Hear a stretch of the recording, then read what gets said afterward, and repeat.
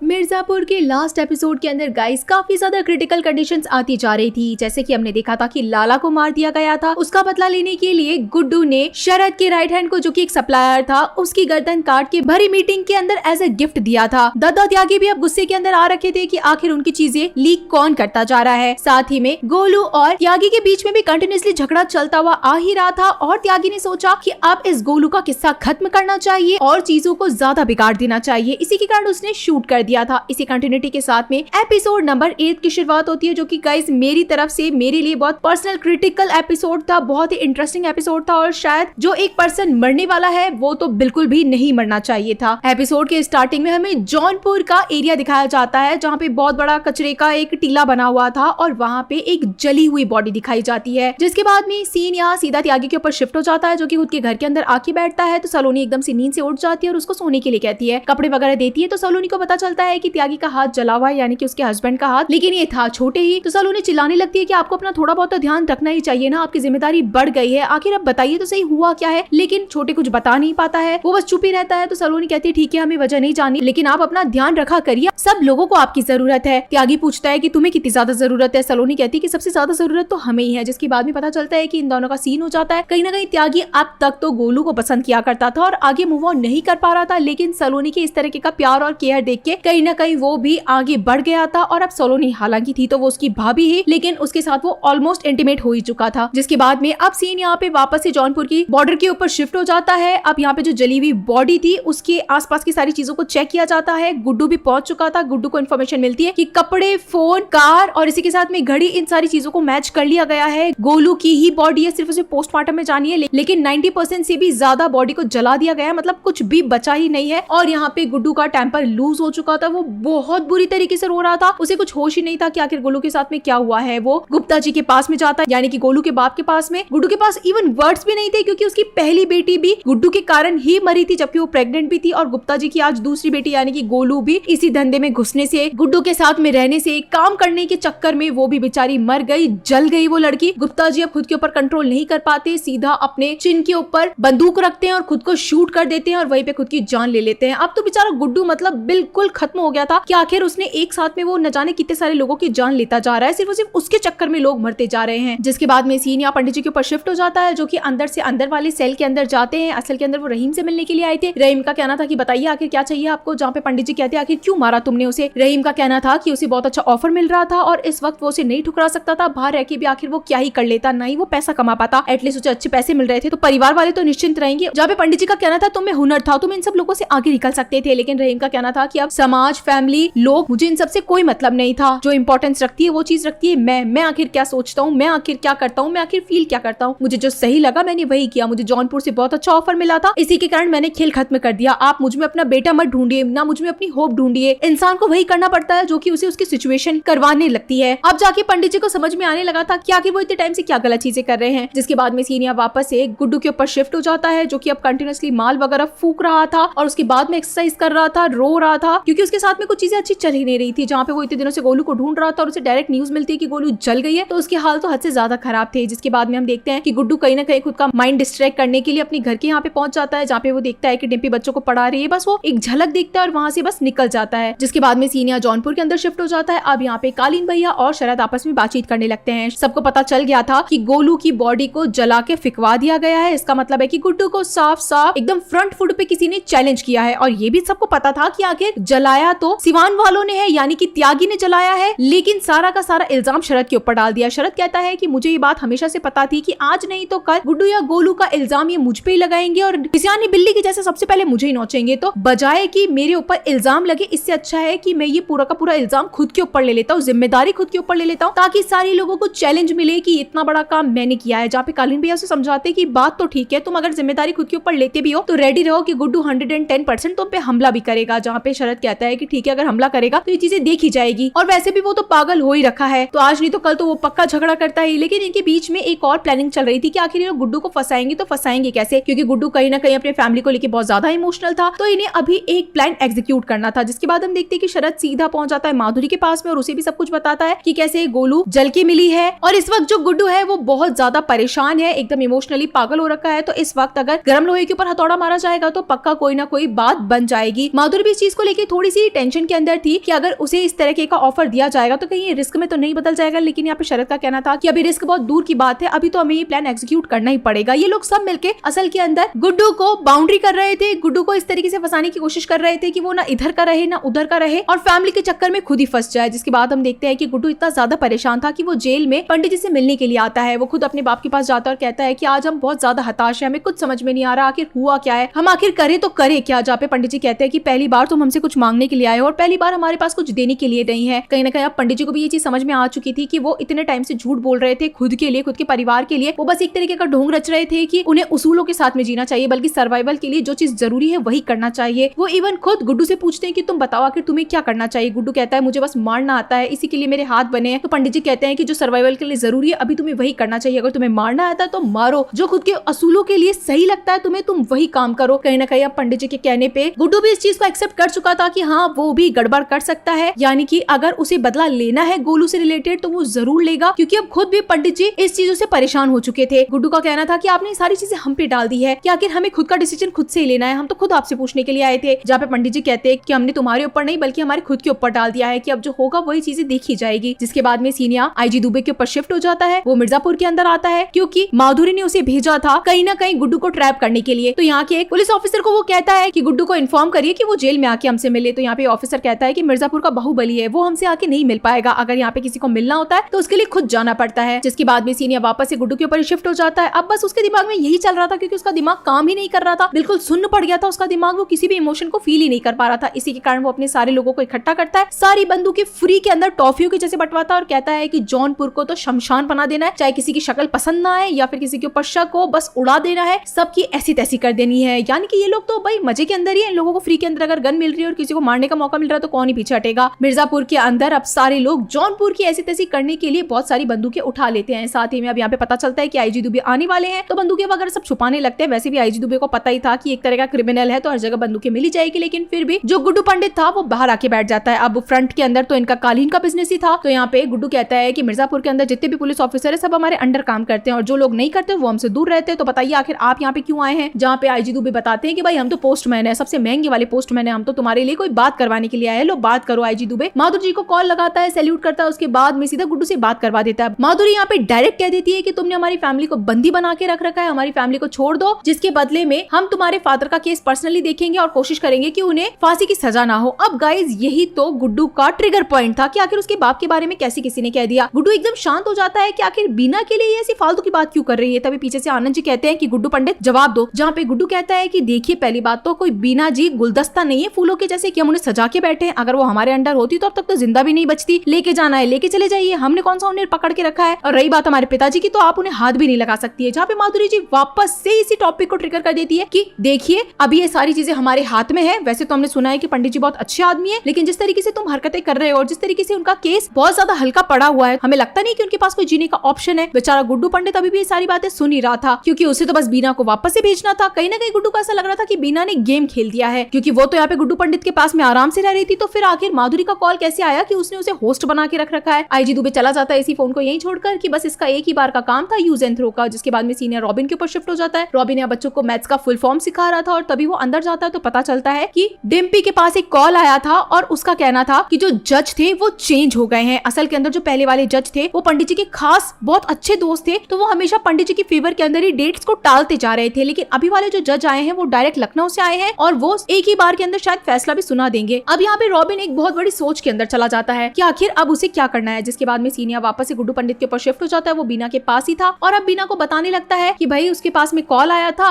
और वो आपको यहाँ से ले जाने के लिए कह रहा था। अब असल के अंदर बीना को ये नहीं पता था कि गुड्डू पंडित बीना की चाल समझ गया है। यहाँ पे गुड्डू बस शांति से उसकी बातें सुन ही रहा था कि आखिर कौन क्या करने वाला है। और उसके बाद में बीना को कह के जाता है कि हमने हमारी लाइफ के अंदर पहले इतनी सारी चीजें गवा दी है, तो अब हम हमारे बाप को तो मरने नहीं देंगे, क्योंकि फैमिली की बात आती है ना कहीं वो बीना के बच्चे को भी गोद में उठा लेता है। बीना की ये चीज देख के फटके हाथ में आ जाती है कि भाई बच्चे को उसने उठा लिया, कहीं वो उसे नुकसान ना पहुंचा दे। इसी के कारण बस हंस रही थी और बोल रही थी कि माँ का दिल है ना, लाओ हमें वापस दे दो। गुड्डू कहता है कि आप लोग हमारी जिम्मेदारी है, जब तक आप लोग हमारे पास रहेंगे तब तक सेफ रहेंगे। उसके बाद में वहां से चला जाता है। बीना को समझ में आ गया था कि गुड्डू बहुत ज्यादा कंफ्यूज हो गया है, क्योंकि इससे पहले बीना का कहना था कि माधुरी को ऐसा नहीं करना चाहिए था, क्योंकि कहीं ना कहीं अभी जो गुड्डू है वो एक बहुत बड़े सदमे के अंदर है, क्योंकि गोलू मर गई है। तो एटलीस्ट थोड़े दिन का तो टाइम देना चाहिए था। गोलू के मरते ही बाकी लोगों को भी माधुरी छीनना चाहती है, ऐसा कहीं ना कहीं वो गुड्डू को भड़का रही रही थी माधुरी के खिलाफ, जिसके बाद में सीन यहाँ सिवान के अंदर शिफ्ट हो जाता है। अभी दद्दा की फैमिली सारे आपस के अंदर बैठ के ब्रेकफास्ट वगैरह कर रहे थे, जहाँ पे अब जो इनकी माँ थी वो कहती है कि जितना जल्दी हो सके शरद का चैप्टर क्लोज करो और उसका अकाउंट वगैरह बंद करो। जहाँ पे दद्दा त्यागी खुद कहते हैं कि टेबल के ऊपर बैठ के तुम्ही ने तो कहा था कि कोई भी व्यापार की बात नहीं करेगा, तो आखिर तुम आज कैसे कर रही हो। जहाँ पे उसकी वाइफ कहती है कि हम लोगों ने बहुत बड़ी गलती करी है, शरद के साथ में काम करके जितना जल्दी उसे खत्म कर दो, उसके ऊपर भरोसा कभी करना ही नहीं चाहिए था। जहाँ पे त्यागी कहता है कि बिल्कुल हमने भी यही किया है, उसके ऊपर भरोसा कभी करना ही नहीं चाहिए था। जिसके बाद में अब यहाँ पे त्यागी एक नया ऑफर देता है, दद्दा के सामने बैठ के कहता है कि हम लोगों का मार्केट बहुत ज्यादा सैचुरेट हो गया है, क्यों ना हमें आगे बढ़ाना चाहिए धंधे को। वैसे भी पूर्वांचल के अंदर बहुत ज्यादा हलचल चल रही है, तो हमें वहाँ जाके दबदबा बनाना चाहिए। दद्दा साफ मना कर देता है कि हमारा काम गाड़ियां चुराने का और दारू का है, दोनों इलीगल काम है, धीरे धीरे काम करेंगे तब जाके चीजें अच्छी होगी। इसी को समझदारों वाली बातें कहते हैं। जहाँ पे त्यागी भड़क जाता है कि जब हम कोई काम करने लगते हैं तब आप हमारा हाथ पकड़ लेते हैं, हम चुपचाप बैठे रहते हैं तो बोलते हो कि ढीले पड़ गए हो। आखिर आप करना क्या चाहते हैं? आप सोच लीजिए कि आप हमें कोई फ्री हैंड देना भी चाहते कि नहीं देना चाहते। इन दोनों के बीच में अच्छी खासी बहस हो जाती है। तभी यहाँ पे सलोनी आ जाती है, तो दद्दा त्यागी कहते हैं कि काम के चक्कर में तुम इतने पागल हो गए हो कि सलोनी का भी ध्यान नहीं रखते हो। जहाँ पे सलोनी कहती है कि नहीं नहीं ऐसा कुछ नहीं है, ये तो हमारा बहुत अच्छी तरीके से ध्यान रखते हैं। दद्दा कहते हैं कि जाओ तुम लोग कहीं थोड़ा घूम आओ, तो त्यागी मना कर देता है गुस्से के अंदर आके कि नहीं कोई जरूरत नहीं है, हमको कहीं भी नहीं घूमना, हमको बहुत काम है। तभी यहाँ पे उसकी माँ कहती है कि तुम लोग पागल हो चुके हो, काम के चक्कर में घर का माहौल भी खराब कर रहे हो, चलो जाओ यहाँ से सारे के सारे अपने अपने काम पे निकल जाओ। त्यागी कहता है कि गिन्नी को हम स्कूल छोड़ देंगे, तो उसकी माँ कहती है कि नहीं कोई जरूरत नहीं है, सलोनी छोड़ देगी, तुम अपने बाप से बैठ के बात करो और दोनों एक सहमति पे आओ, आपस के अंदर लड़ने झगड़ने की जरूरत नहीं है, घर में गर्मा गर्मी मत करो। सलोनी को डाउट होता है क्योंकि इसी टाइम वापस से त्यागी कहता है कि मैं दद्दा से बाद में बात कर लूंगा, अभी मुझे गिन्नी को स्कूल छोड़कर आना है। इसी के कारण सलोनी भी पीछे पीछे निकल जाती है। यहाँ हम देखते हैं कोर्ट का सीन, जहाँ पर पंडित जी की आखिरी पेशी होने वाली थी, और इसी के साथ में सबसे इम्पोर्टेंट चीज ये थी कि जब गुड्डू पंडित को पता है कि उसके बाप की आखिरी पेशी है और आज आखिरी वाला रिजल्ट आने वाला है, तो 110% गुड्डू पंडित यहाँ पे कोई ना कोई गड़बड़ जरूर करेगा और यही सही वक्त रहेगा कि सारे लोग मिलके उसे दबोच लेंगे। जिसके बाद में सीन यहाँ त्यागी के ऊपर शिफ्ट होता है, वो यहाँ पे गिन्नी को स्कूल छोड़ता है और उसके बाद में आगे बढ़ने लगता है। पीछे पीछे सलोनी भी थी जो कि त्यागी का पीछा करते करते सीधी उसी जगह पे पहुंच गई थी जहाँ पे त्यागी ने गोलू को रख रखा था। यहाँ एक तरफ पंडित जी की सुनवाई चल रही थी और इसी वक्त गुड्डू पंडित आता है, तो सारे लोग गुड्डू पंडित को नमस्ते करने के लिए सीट से खड़े हो जाते हैं और गुड्डू पंडित पीछे पीछे जाके बैठ जाता है। यहाँ एक तरफ त्यागी जो था वो अंदर जाता है और यहाँ से बस बाहर निकलने ही वाला था, दरवाजा खोलता तो उसे सलोनी मिलती है और यहाँ पे गोलू चुप बिल्कुल नहीं रहती, बल्कि वो कहती है कि अरे शत्रुघ्न ये तो तुम्हारी भाभी हुई ना। जिसको सुन के तो सलोनी बिल्कुल पागल हो जाती है कि आखिर ये लड़की क्या कह रही है, कौन है और इसे यहाँ पे बंदी क्यों बना के रख रखा है। छोटे भागता है और भाभी को पकड़ता है और कहता है कि भाभी हम आपको सब कुछ समझा देंगे, देखिए हमारे पास में कोई ऑप्शन नहीं था, प्लीज चुप हो जाइए, 5 मिनट के लिए हमारी बात सुनिए, हम सब कुछ ठीक कर देंगे। लेकिन यहाँ पे गोलू जो थी वो चुप होने का नाम ही नहीं लेती। वो कहती है कि आप तो दद्दा को भी मारने वाले थे ना शत्रुघ्न, अब तो आप भाभी को भी मार देंगे, क्योंकि इनको भी सच्चाई पता चल गई है। अब छोटे एकदम पागल हो गया था, उसे कुछ समझ ही नहीं आता कि भाभी को भी बात पता चल गई। इसी के कारण वो भी भाभी को कमरे के अंदर डाल के लॉक लगा देता है और यहाँ से चला जाता है, क्योंकि उसे कुछ ना कुछ तो सोचना ही पड़ेगा अभी इस वक्त। यहाँ दूसरी तरफ अब सारे के सारे लोग गुड्डू की तरफ से भी पहुंच गए थे गन वगैरह लेके कि अगर कोई गड़बड़ हुई तो वो लोग भी पीछे नहीं हटेंगे। यहाँ पे जो नए वाले जज थे वो बैठ के ऑलमोस्ट फैसला सुनाने ही वाले थे और तभी यहाँ पे रॉबिन जो था वो खड़ा हो जाता है और एंड मोमेंट पे बोलता है कि हम रॉबिन है और हम ये सारी चीज के बारे में जानते हैं कि आखिर केस क्या था। मौर्य और पंडित जी दोनों मिलकर साथ में काम कर रहे थे और वो दोनों गुड्डू को पकड़ने के लिए ही गए थे। इस चीज का आपको प्रूफ हम देंगे, क्योंकि गुड्डू से रिलेटेड जितने भी इलीगल काम के प्रूफ है वो सारे के सारे हमने ही पंडित जी को दिए थे। इसी के कारण वो लोग मिलकर गुड्डू को पकड़ने के लिए गए थे। अब यहाँ पे जो अपोजिशन पार्टी यानी कि मौर्य का जो वकील था वो खड़ा हो जाता है और कहता है कि इस तरीके से कोई भी आगे कैसे खड़ा हो सकता है, जब भी मन आएगा कोई भी खड़ा हो जाएगा, हर बार तो ये आता है लेकिन आज तक इसने कुछ बोला नहीं। लेकिन जो पुराने जज थे वो बेचारे बहुत ज्यादा सपोर्ट करते हैं और कहते हैं कि ऐसे कैसे, आपको क्यों दिक्कत हो रही है, अगर अपोजिशन पार्टी के अंदर इतना दम है तो आप भी मिलकर लड़िए ना, आपके पास कोई प्रूफ है तो आप भी दीजिए। तो यहाँ पे जो मेन जज था जो लखनऊ से आया था वो कहता है कि जज साहब आप चुप हो जाइए, अगर आप बोलेंगे तो आपके ऊपर एक तरीके का एक्ट लग जाएगा। तो पीछे से बाकी लोग भी चिल्लाने लगते हैं कि सारे गुड्डू के लोग थे, तो यहाँ पे हलचल बहुत ज्यादा बढ़ जाती है। इसी के कारण अब जो जज था उसे बेमतलब के अंदर नेक्स्ट तारीख देनी पड़ती है और कहा जाता है कि रॉबिन का पहले सारा बयान इकट्ठा कीजिए, सारे बयान को लिखिए, उसके बाद में नई इन्फॉर्मेशन दी जाएगी। सारे लोगों को सांस आती है, यानी कि डिम्पी को, उसकी माँ को, कि इस वक्त तो एटलीस्ट पंडित जी को कोई सजा नहीं सुनाई गई है। लेकिन पंडित जी कहीं ना कहीं रॉबिन के ऊपर बहुत ज्यादा भड़क जाते कि तुम ऐसा नहीं करना चाहिए था। यहाँ पे गुड्डू बिल्कुल शांत था, उसने कुछ भी गड़बड़ नहीं की थी। यहाँ दूसरी तरफ माधुरी और शरद बैठ के बहुत मजे कर रहे थे कि चलो फाइनली अब गुड्डू को एकदम लीगली तरीके से पकड़ लिया जाएगा और उसे दबोच लिया जाएगा। लेकिन तभी माधुरी के पास में इन्फॉर्मेशन आती है कि गुड्डू ने तो कुछ गड़बड़ करी ही नहीं, वो तो एकदम शांति से बैठा था और यहाँ पे एक रॉबिन नाम का लड़का था जिसने बयान दे दिया है। बाकी की चीजें मैं आपको पर्सनली आके बताता हूँ। अब जिसके बाद में सीन यहाँ डिम्पी के घर के ऊपर ही शिफ्ट हो जाता है। रॉबिन अपना बयान वगैरह देके घर पे लौटा था और डिम्पी बहुत ज्यादा भड़की हुई थी, गुस्से के अंदर थी कि क्या हम हमारे पापा को बचाने के लिए कुछ कर नहीं सकते थे क्या, आखिर तुमने ये बात एंड के अंदर क्यों बताई, और अगर तुम्हें सब कुछ पता था तो ये तुमने मुझे क्यों नहीं बताया। डिम्पी बहुत ज्यादा गुस्से में थी, तो कहीं ना कहीं रॉबिन बस चुप कराने की कोशिश कर रहा था, शांत कर रहा था कि देखो कोई बात नहीं, हमें सब कुछ पता है, लेकिन वो हमारे भी तो पापा है ना, हमें नई जिंदगी मिली है, आखिर अगर हम अभी नहीं करते तो फिर बाद में कब करते। ये सारी बातें अब कहीं ना कहीं गुड्डू सुन लेता है क्योंकि गुड्डू घर के अंदर आ चुका था। और जब रॉबिन और डिम्पी एक दूसरे को हक कर रहे थे, उसकी माँ भी यहीं पे खड़ी थी, तो गुड्डू ये सारी बातें देखकर उसे रिकॉर्ड करता है और कहता है कि क्या बात है, बड़े श्रवण कुमार बन रहे हो, तुम तो यहाँ के बेटे बन गए हो, तुम्हें जब सारी चीजें पता थी तो तुमने आखिर ऐसा किया क्यों? तुमने हमारे सारे चिट्टे पट्टे हमारे बाप को दिए, तुम हमारी पूरी फैमिली के बारे में जानते थे, हमारे धंधे के बारे में जानते थे और तुमने हमारी फैमिली को बर्बाद किया है। रॉबिन समझाने की कोशिश करता है कि ऐसा कुछ भी नहीं भैया, आप गलत सोच रहे हैं, लेकिन इन दोनों के बीच में बहस बहुत ज्यादा बढ़ गई थी। दोनों एक दूसरे को उल्टी सीधी चीजें बोलने लग गए थे। खैर रॉबिन तो तब भी चुप ही था क्योंकि गुड्डू तो बहुत ज्यादा बकवास कर रहा था कि तुमने तुम्हारी औकात दिखा दी। रॉबिन कहता है कि आपके पास में क्या है, हमें तो यहाँ पे एटलीस्ट फैमिली तो मिली, आपने तो बनी बनाई फैमिली को गवा दिया। गुड्डू भी इस चीज को लेकर बहुत ज्यादा भड़का हुआ था। अब यहाँ पे रॉबिन एक आखिरी बात बताता है कि हमने ये चीज गोलू को भी समझाया था, आपने तो गोलू को भी खो दिया, गोलू सारी चीजें लेके चली गई थी। तब यहाँ पे गुड्डू कहता है कि एक मिनट, क्या तुमने गोलू का नाम लिया? हम यहाँ पे पूरे शहर में गोलू गोलू चिल्ला रहे हैं और तुमसे ये तब बोला नहीं गया कि वो सारा अकाउंट क्लोज करके गई है और शहर से बाहर गई है? तो रॉबिन कहता है कि हमें क्या पता कि आप गोलू को ढूंढ रहे हैं और हमें ये बात आपको इन्फॉर्म करनी है, आपने हमसे कब पूछी? तब जाके तो इनके बीच में बहुत ज्यादा वाली बहस हो जाती है और गुड्डू शायद माल फूक कर आया था, ड्रग्स वगैरह लेकर आया था और उसका आपा खो जाता है, वो बिल्कुल पागल हो जाता है। रॉबिन को इतनी बुरी तरीके से उसका सर फोड़ता है क्योंकि गुड्डू चिल्लाया था कि उसे कि गोलू को जिंदा जला के फेंक दिया है। उसके लिए गोलू सच में बहुत ज्यादा मायने रखती है और ऑब्वियसली बात है, अगर किसी को जिंदा जला के फेंक दिया जाएगा तो गुस्सा तो आएगा, लेकिन वो अपने आप पे कंट्रोल ही नहीं कर पाया और उसने रॉबिन की आंखों के अंदर अपने अंगूठे डाल दिए और उसकी दोनों आंखें फोड़ दी और उसके अंदर अपने अंगूठे घुसा दिए और यहीं पे रॉबिन की तो मौत हो जाती है। रॉबिन यहीं पे मर जाता है। जो गाइस मैं कह रही थी कि सबसे ज्यादा क्रिटिकल कंडीशन हो गई थी, सबसे गजब एपिसोड है और जिसको नहीं मरना चाहिए था गाइस वो रॉबिन ही था, क्योंकि रॉबिन की यहाँ पे कोई गलती थी नहीं, वो डिम्पी का बहुत अच्छा साथी बन गया था, इस परिवार को संभाल रहा था। लेकिन गुड्डू ने जो अपनी बुद्धि खोई उस चक्कर में उसने रॉबिन को ही मार दिया। यहाँ पे उसकी माँ बेचारी उल्टियां कर रही थी, डिम्पी भयंकर वाला रो रही थी और इवन खुद गुड्डू को भी समझ में आ गया था कि उसने एक बहुत बड़ी गलती कर दी है। वो पागलों की जैसे पीछे हट गया था क्योंकि उसे बाद में रियलाइज हुआ कि उसने किसी की आंखें फोड़ दी है। और इसी के साथ गाइस ये बहुत अमेजिंग एपिसोड यहीं पे खत्म हो जाता है। तो चलिए फिर मिलते हैं आप सभी लोगों से अगले एपिसोड में, तब तक के लिए टाटा।